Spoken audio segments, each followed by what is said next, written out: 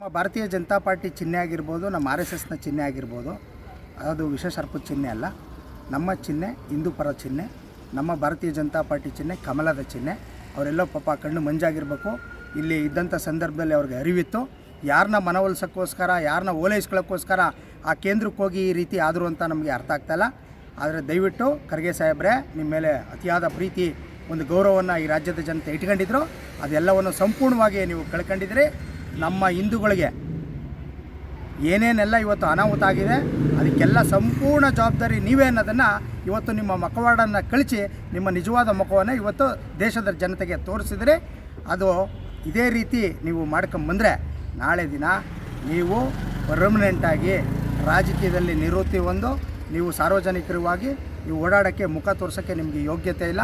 ನೀವು ಆರಾಮಾಗಿ ಮನೇಲಿ ಕೂತ್ಕೋಬೇಕು ಅಂತೇಳಿ ನಾನು ತಮಗೆ ಕಿವಿ ಮಾತನ್ನು ಈ ಸಂದರ್ಭದಲ್ಲಿ ತಿಳಿಸ್ತಾ ಇದ್ದೀನಿ.